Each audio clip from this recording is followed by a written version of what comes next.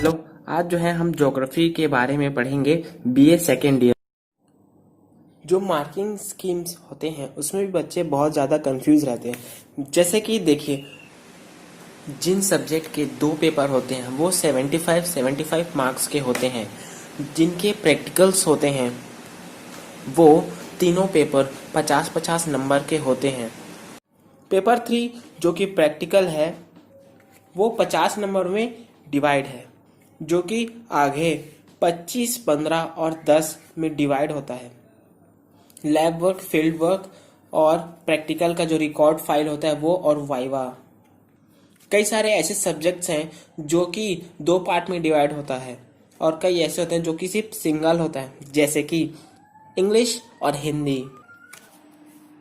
जो पेपर 1 है physical geography, वो 2 पार्ट में डिवाइड है, क्लाइमेटोलॉजी और ओशिनोग्राफी। फर्स्ट, क्लाइमेटोलॉजिस्ट, ये 3 यूनिट्स में डिवाइड है। ओशिनोग्राफी 2 यूनिट्स में डिवाइड है। तो हम इस पार्ट में क्या पढ़ेंगे? A, climatologist unit 1, weathers and climate.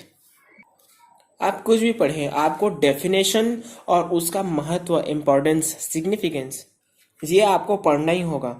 Definitions आप जैसे कि गूगल में सर्च करेंगे तो आपको मिल जाएगा, पर एक बात याद रखिएगा, इस चीज की डिस्कवरी किसने की है, उसका डेफिनेशन जो उसे लिखित करके कोई भी वैज्ञानिक साइंटिस्ट होता है वो अपने शब्दों में एक डेफिनेशन दिया होता है, तो उसे आपको पढ़ना है और एग्जाम में लिखना है, तभी आपको मार्क्स मिलेगा।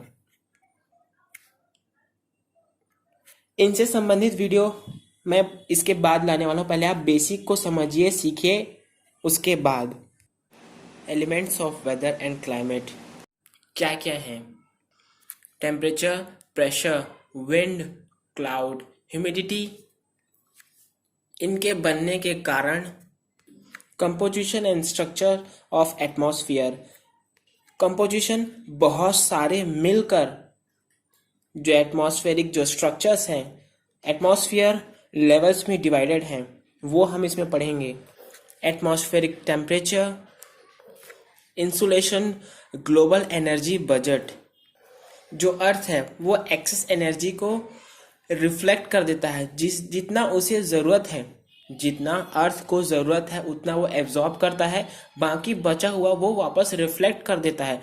तो इसे रोकने वाला कुछ कारण होते हैं, जो कि अभी जो क्लाइमेट चेंज हो रहा है वो इसी के कारण से हो रहा है। अर्थ एक्सेस एनर्जी को रिटर्न नहीं कर पाता, तो जो कैलकुलेट करने का तरीका होता है वो सब हम इसमें देखेंगे। जो हीट बजट होता है, इसके कुछ कारण होते हैं टेम्परेचर को डिस्ट्रीब्यूशन फैलाने में। वर्टिकल, जब भी हाइट इंक्रीज होगा, ऊंचाई बढ़ेगा, तब टेम्परेचर डिक्रीज होगा। हम ये तो जानते हैं कि हाई प्रेशर और लो प्रेशर, हाई प्रेशर कहाँ मिलेगा? ठंडी इलाकों में, बर्फ, टुंड्रा जानते हो ना, पोल, वहां पर। और लो प्रेशर जहाँ बहुत ज़्यादा गर्मी करता है। हवा कैसे मूव करता है? High pressure to low pressure. गर्म हवा बहुत हल्का होता है और ठंडी हवा बहुत भारी होता है। गर्म हवा ठंडी हवा को अपने तरफ अट्रैक्ट करता है। तो यहीं पर अर्थ जो है वो बहुत सारे पेटी, जो बेल्ट कहते हैं ना, प्रेशर बेल्ट, उसमें डिवाइडेड है। तो इसी में जो जहाँ पर बदलाव होता है, मूव करता है, वहीं पर एटमॉस्फेरिक प्रेशर में बदलाव होता है, जिसे साइक्लोन वगैरह होती है। आपने देखा ही होगा कि यहाँ प्लेन चलते चलते अचानक से टर्बुलेंस आता है, वो इसी के कारण आता है। समंदर में नदियों का बहना ओशन करंट कहलाता है, वैसे ही आसमान में नदियों का बहना जेट स्ट्रीम कहलाता है। इसमें मौसम का बहुत बड़ा हाथ होता है, क्योंकि अर्थ जो है वो सन के चारों तरफ रिवॉल्व कर रहा है, जिससे मौसम में परिवर्तन होता है, और अर्थ अपने जगह पे भी घूम रहा है, जिससे दिन और रात होता है, जो कि प्लैनेटरी, पीरियोडिक और लोकल विंड्स को होने में सहायता प्रदान करता है। सिंपल से कहें तो हवा मूव करता है। हवा मूव करता है तो कुछ रिएक्शंस होते हैं, कोई एक को सिंक कर देता है, डुबा देता है, तो किसी को उठा देता है। यही चीज़ समंदर में भी होता है। ये उनमें से एक है जो ओशन करंट को अफेक्ट करता है। इसी के कारण एल्सो और एल नीनो होता है। जब ऑस्ट्रेलिया में बाढ़ आता है तब अफ्रीका में सूखा पड़ जाता है। जब अफ्रीका में बाढ़ आता है तब ऑस्ट्रेलिया में सूखा पड़ जाता है। ये ओशन करंट जो वार्म करंट है और कोल्ड करंट है वो ट्रांसफ़र होता है अपनी जगह को, इस कारण से होता है। ये बहुत ज़्यादा डीप चीज़ें हैं, ऐसा आपको लगता है। हम फिर कभी जानेंगे। Atmospheric moisture. एटमॉस्फेरिक मॉइस्चर में क्या है? Humidity, evaporation and condensation. हवा में पानी होता है, वो दिखने लगता है उससे टकरा कर। गर्म हवा ठंडी सरफेस से टकरा कर उसका जो पानी होता है हवा में वो दिखने लगता है, उसे कहते हैं ह्यूमिडिटी। एटमॉस्फेरिक मॉइस्चर, हवा में पानी का होना जो कि दिखाई नहीं देता है पर महसूस होता है। तो ह्यूमिडिटी क्या है? Presence of water in the atmosphere, air. Evaporation, ये क्या है? लिक्विड गैस फॉर्म में कन्वर्ट होता है।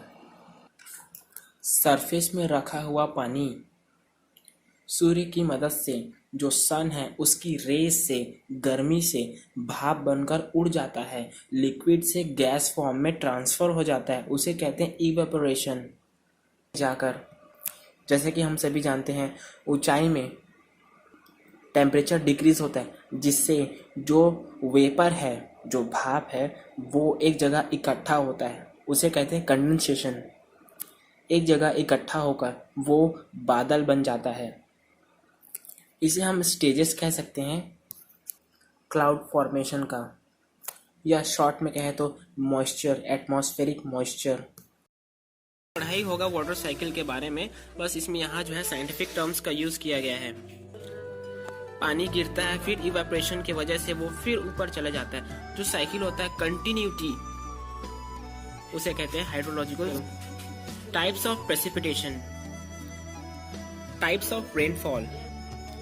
Types of precipitation: convectional, orographic rainfall, frontal या साइक्लोनिक रेनफॉल, और जाहिर सी बात है वर्ल्ड पैटर्न। सरल भाषा में कहे तो क्या है? ये ऐसा बरसात जो ज़्यादा समय तक टिकता नहीं है। बिजली चमकेगा, बादल गरजेगा और हैवी रेनफॉल होगा, पर ज़्यादा समय तक टिकेगा नहीं। इसे आप खुद ही महसूस करेंगे तो आपको ज़्यादा अच्छा लगेगा।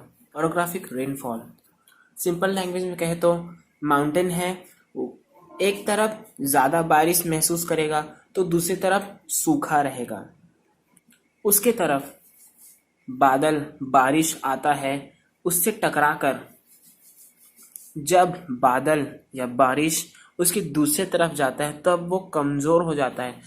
ये जो प्रोसेस है, यहाँ पर बहुत सारे टेक्निकल टर्म्स होते हैं, वो आपको याद करना है। अगर आप थोड़ा बहुत भी जानकारी रखते हैं तो ऐसी चीज़ें जो हैं वेस्टर्न घाट में ज़्यादा होता है, कम हरियाली होगा। तीसरा साइक्लोनिक, उसे ही फ्रंटल रेनफॉल कहते हैं। ये सिंपल है, वही ठंडा गरम मिक्स होकर सर्कल घूमने लगता है, बस। एक बार ज़रूर याद रखिएगा, पड़ोस वाली आंटी के जैसे हर चीज़ को डिस्टर्ब करने वाला कोई ना कोई चीज़ होता है, तो वो आपको डिटेल से पढ़ना है। जैसे कि world patterns of rainfall, regional and seasonal distribution, वही सेम एटमॉस्फेरिक डिस्टर्बेंस। अपने स्पेसिफिक एरिया का भी पढ़ना है और इंटरनेशनल लेवल पे भी पढ़ना है। रीजनल और सीजनल डिस्ट्रीब्यूशन जो क्षेत्रीय हिसाब से होता है और मौसम के हिसाब से होता है। जैसे सीजनल अभी जो हो रहा है, जो एटमॉस्फेयर होती है उसमें जो बाधा उत्पन्न करती है, वो मैं आपको अंदर की बात बताता हूँ। ये जो है वो नेचुरल है। इन सभी चीज़ों को एक्सट्रीम लेवल पे ले जाने वाला कौन है? इंसान। अब टॉपिक पे आते हैं। Tropical, temperate cyclone, desert storm and tornadoes. Third unit, climatic classification, basis of Koppen's classification. ये जो है बहुत ही एक्सपर्ट महाशय हैं कोपेन। इन्होंने क्लाइमेट को 6 ग्रुप्स में बांटा है और उसे भी फर्दर 15 अलग अलग क्लाइमेट्स में डिवाइड किया है। इन्होंने ग्रुप्स को कैपिटल लेटर से डिनोट किया है, जैसे ए ट्रॉपिकल को, बी ड्राई क्लाइमेट को, सी वार्म टेम्परेट को, D cold snow forest climate, E cold climate, H highland ऊंचे स्थान माउंटेन। जैसे हम सोचते हैं किसी माउंटेन में एक ही हरियाली है, नहीं, वो अलग अलग लेवल में अलग अलग हरियाली होता है। जैसे कि इन्होंने ग्रुप्स को और पार्ट में डिवाइड किया है, उसके लिए इन्होंने स्मॉल लेटर्स का यूज़ किया है। जैसे कि ट्रॉपिकल ह्यूमिड क्लाइमेट को इन्होंने 3 पार्ट में डिवाइड किया है, tropical wet, tropical monsoon, tropical wet and dry. जैसे ट्रॉपिकल वेट के लिए एफ का यूज़ किया गया है और उसका कैरेक्टरिस्टिक ये नो ड्राई सीजन। शब्द को ज़रूर से ध्यान रखिएगा, यहाँ नो शब्द को बच्चे कंफ्यूजन हो जाते हैं, अलग अलग लेटर्स को यूज़ किया गया है। कैरेक्टरिस्टिक को याद करिएगा। अलग अलग क्लाइमेट है तो अलग अलग प्लांट होंगे, एनिमल्स होंगे। बस मुबारक हो, आप बेसिक सीख गए। जैसा कि आपने अपने पुराने क्लासेस में पढ़ा होगा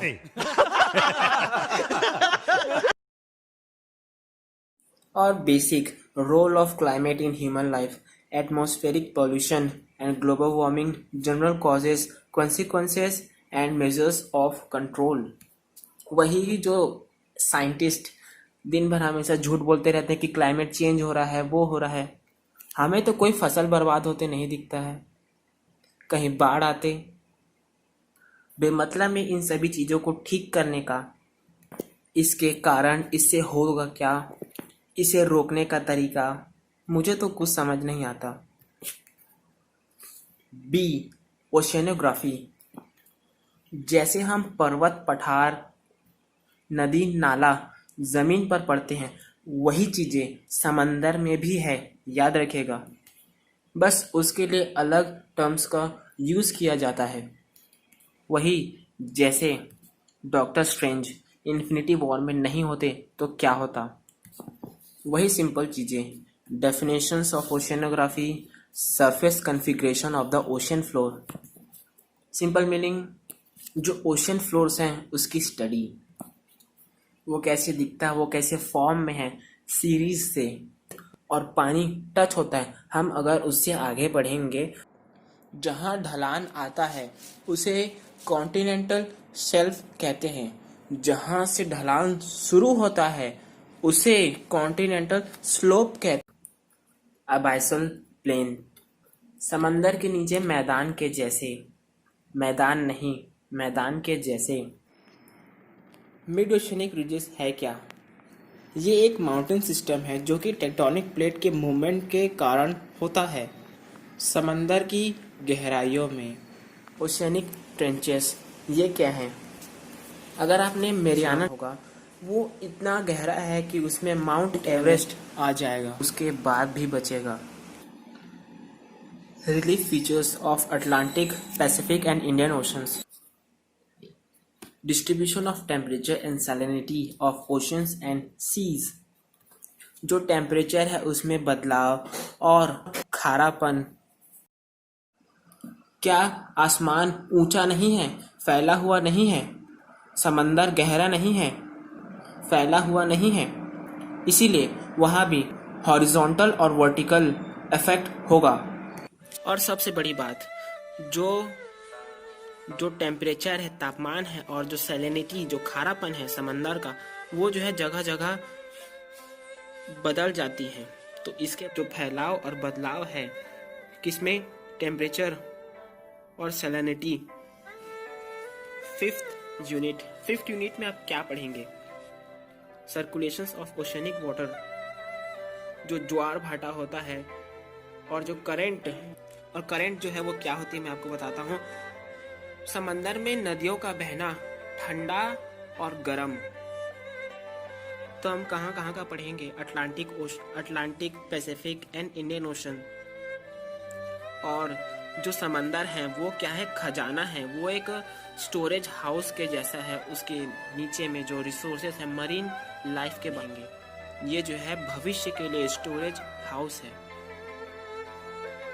resources for the future, store house. जो भी यूनिवर्सिटी में एग्जाम वगैरह होता है तो उसे हल्के में नहीं लीजिए, अंत में वही काम आता है, और जो कि आया। So that's enough for today. My name is Akash and I'm signing out. Catch you guys in the next one.